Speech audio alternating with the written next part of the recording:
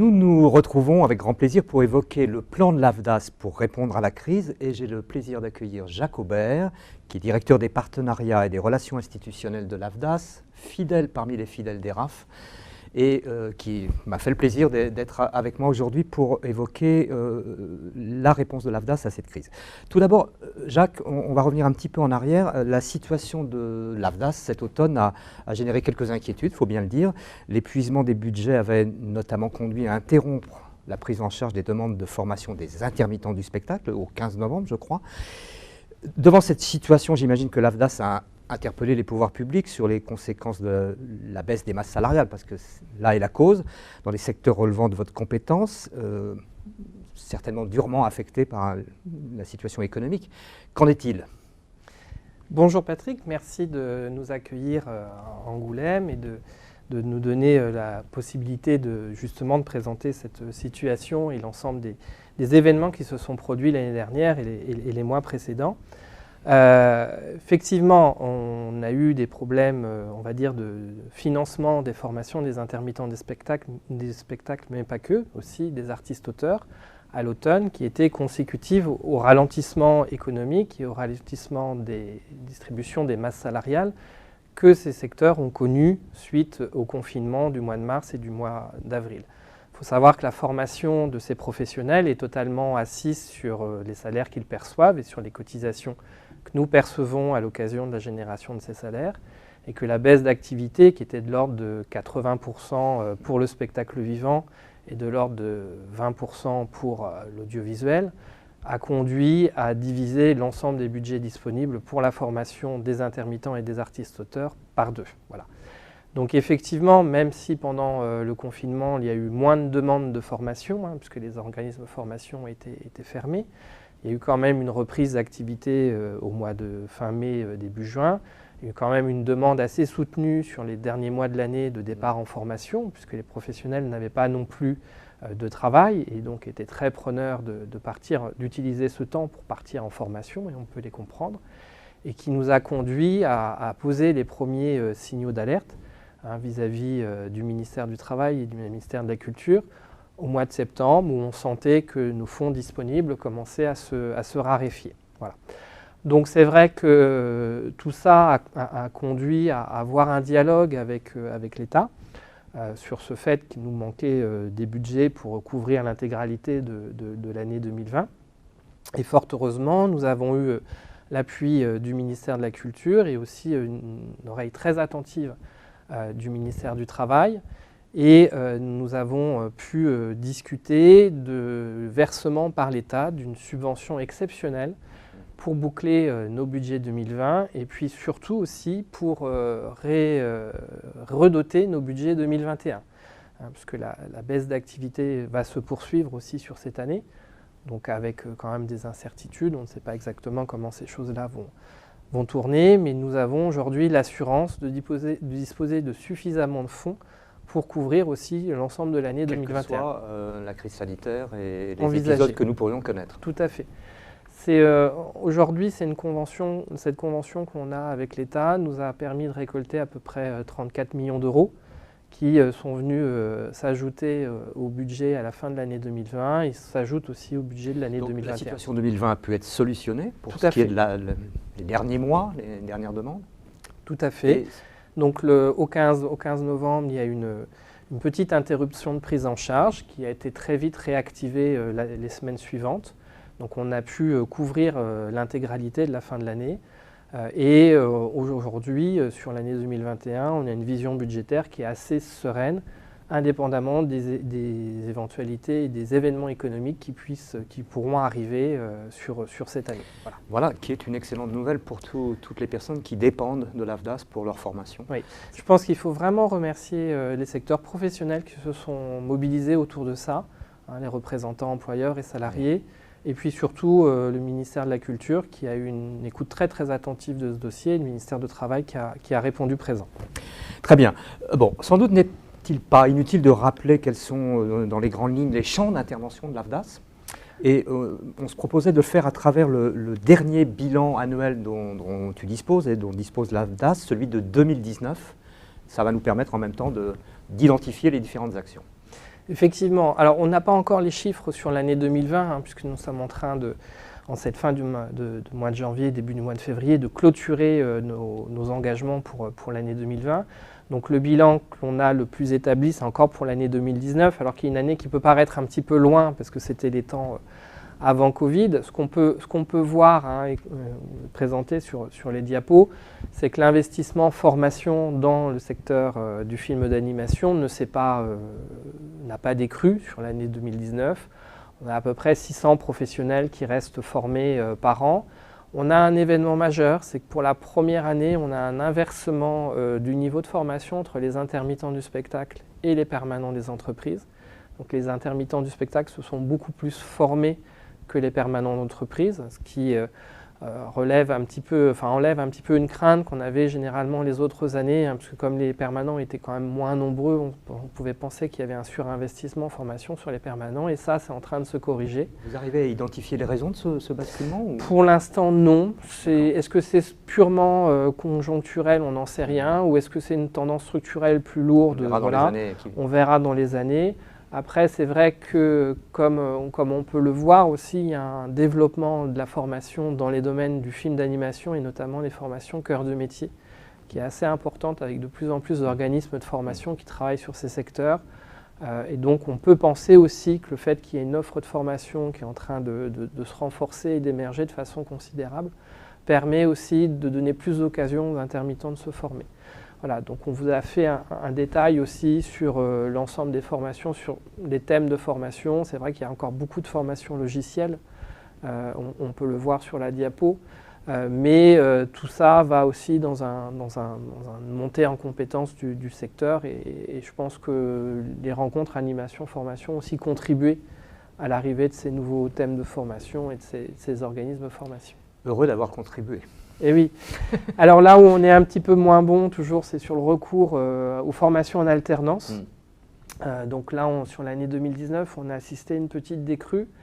Est-ce que c'est compensé aussi par la montée en puissance de l'apprentissage, puisque sur cette année-là, il y a eu aussi des réformes très importantes qui rendent de plus intéressant le contrat d'apprentissage versus le contrat de professionnalisation. Ça, on le verra dans l'avenir quand on aura des statistiques plus précises. Ce qu'on peut se dire sur l'apprentissage, c'est que pour l'année 2020, l'année où l'AFDAS a récupéré en pleine et entière la compétence apprentissage, on a financé 57 contrats d'apprentissage dans le secteur de l'animation. Juste un petit rappel, c'était un sujet que nous avions abordé l'an dernier lors des RAF. Le secteur de l'animation n'est pas très perméable ou très accueillant avec la notion d'apprentissage de façon générale. Donc il y a toujours un petit frein à se lancer dans ce type de formation. Oui, effectivement. Alors comme tous les secteurs qui fonctionnent beaucoup au projet, c'est vrai que les temps d'alternance ne sont pas toujours très favorables au temps d'activité des entreprises ou au temps économique des entreprises.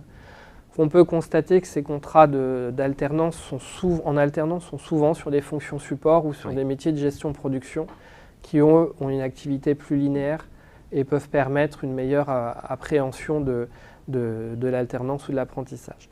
Après, il faudra observer l'année 2020 plus finement et l'année 2021, parce que l'État a mis des aides à l'alternance, au contrat d'apprentissage, au contrat de professionnalisation qui sont très importantes aussi, qui peuvent avoir aussi changé un certain nombre de comportements employeurs et qui peuvent rendre plus intéressante l'alternance.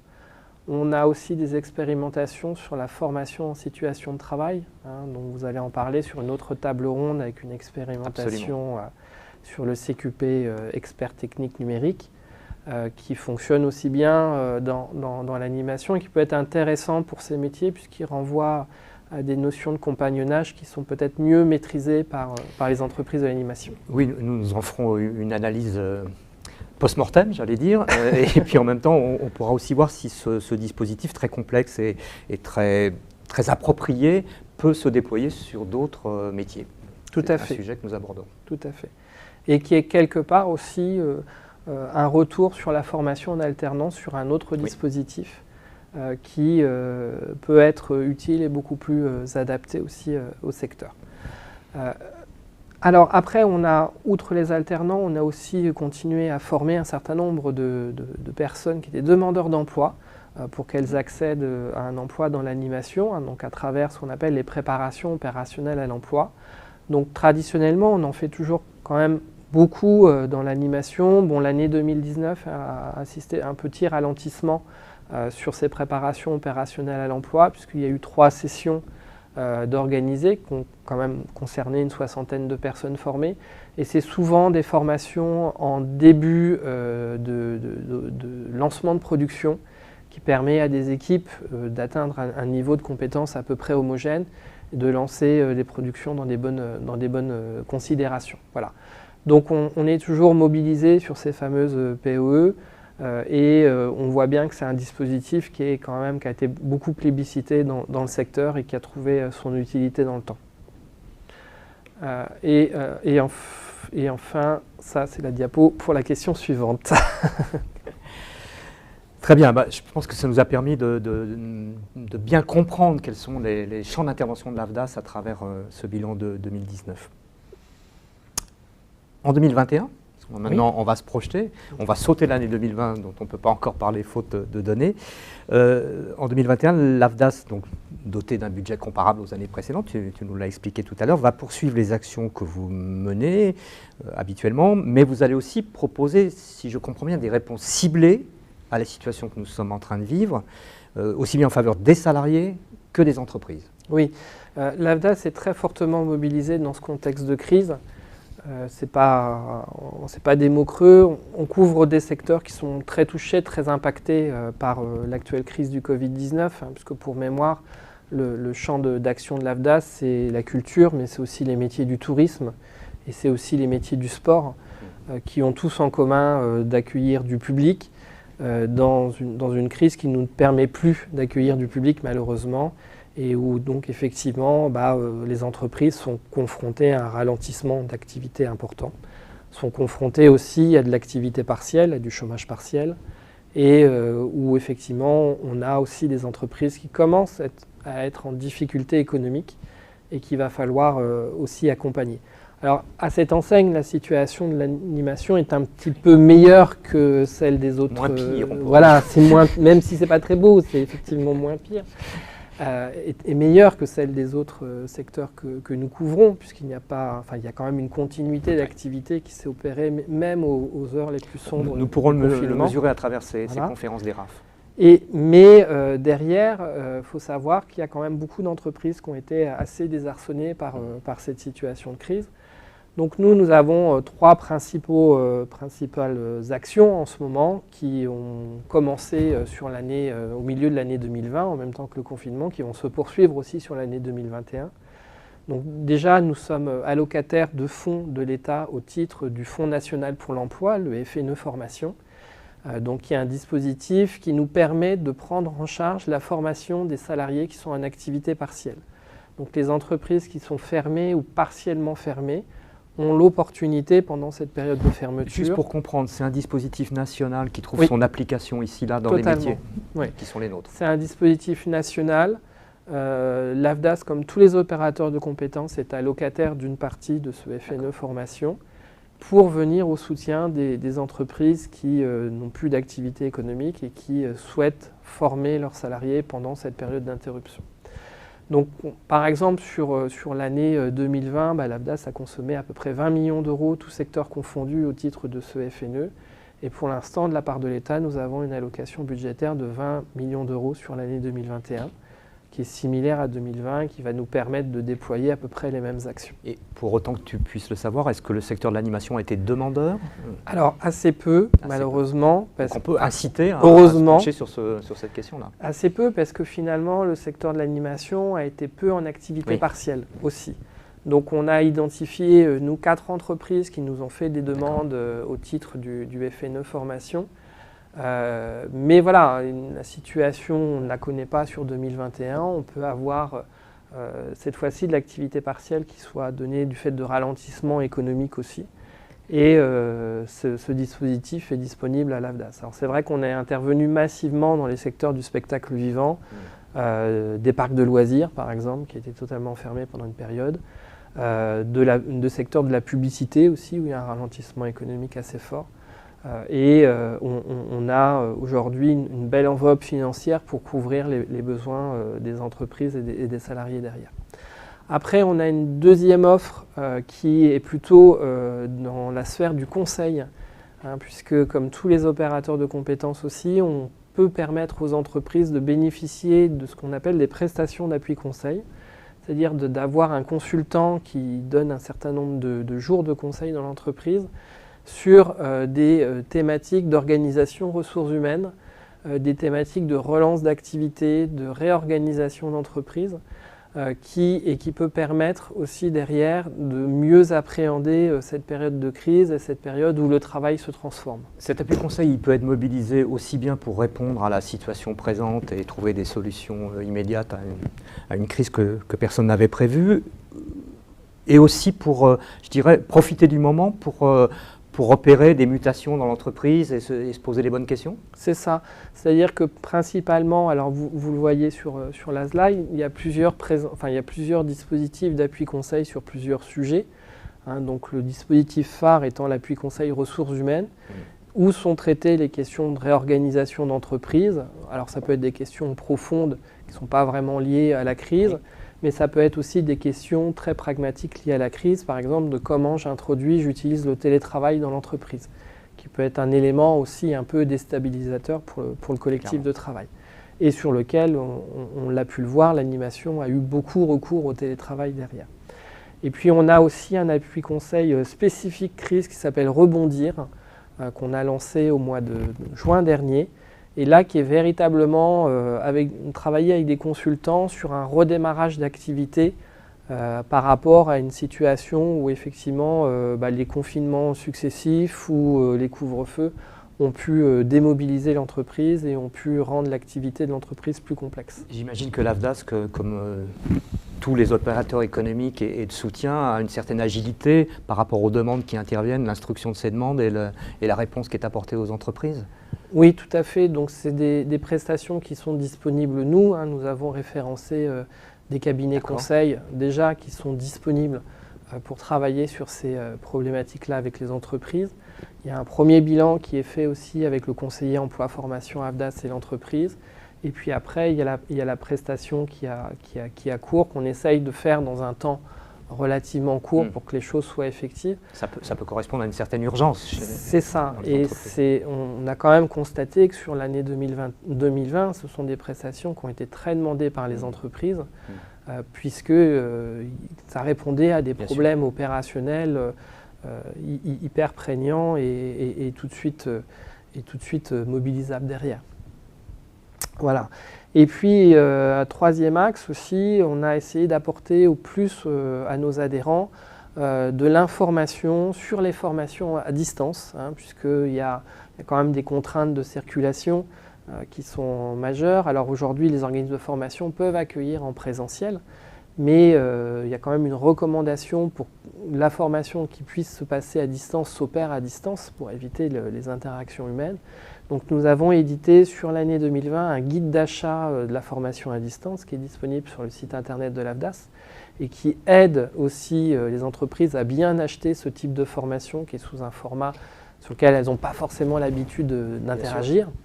Est-ce qu'il y a eu, je dirais immédiatement, une augmentation de l'offre de la formation à distance? Alors, là aussi, les organismes de formation ont été agiles dans la proposition qu'ils font? Tout à fait. On a vu une sorte de génération spontanée d'offres de formation à distance apparaître pendant la période de confinement. Alors parfois sous des formes assez pas très élaborées, il faut bien le reconnaître. Mais au moins, les organismes de formation se sont beaucoup mobilisés là-dessus et ont proposé des alternatives qui répondaient au fait que leur structure ne pouvait plus accueillir de public. Et c'est vrai que nous, on a vu un bond assez important de demande de financement de ce type de formation.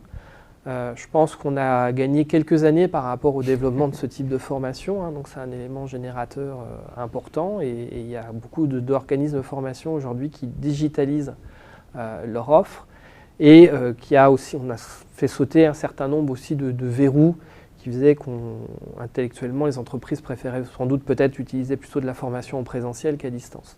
C'est vrai que c'est aussi des modules aussi qui permettent aux salariés de se faire pendant leur temps de travail, mais aussi hors de leur temps de travail, sous des formes de consommation qu'ils aient un petit peu aussi choisies eux-mêmes et qui fait partie aussi de la modernisation de l'offre de formation.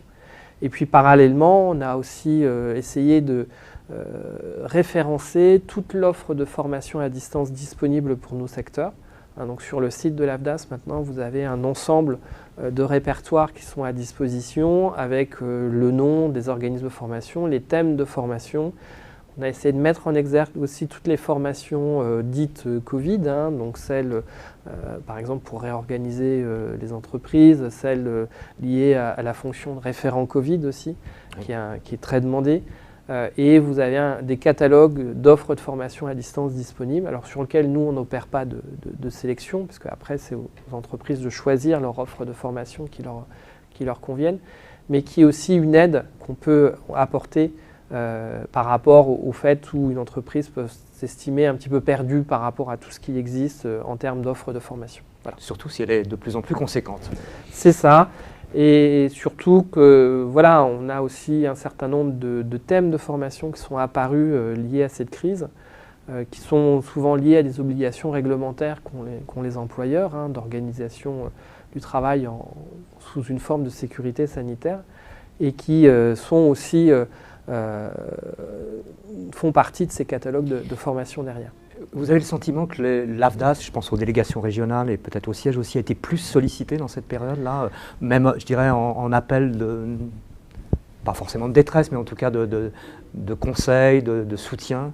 Alors, effectivement, après, la difficulté, nous, qu'on a eue, comme toute entreprise aussi, c'est qu'on a nous-mêmes subi les périodes de confinement et qu'on est encore en train de subir aussi quelque part un peu les périodes de couvre-feu et tout ce qu'on connaît. C'est vrai qu'aussi ça nous a obligés aussi à l'AFDAS à nous-mêmes développer notre propre télétravail, parce qu'il y a un certain nombre de nos collaborateurs qui alternent présence au bureau et travaillent chez eux.